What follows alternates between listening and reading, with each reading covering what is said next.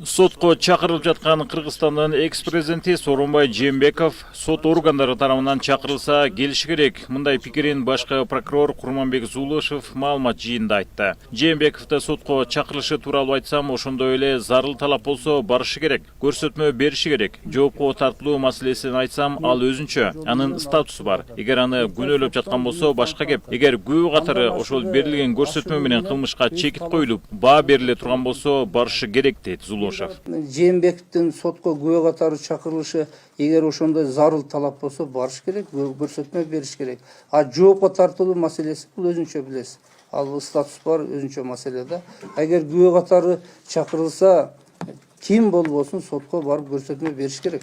Барбай оюнго күбө катары эч кимди кууп жок. Эгер патриот жарамын десепсе барыш керек. Күбө катары эмес, мындай эгер аны күнөөлөп аткан болсо башка.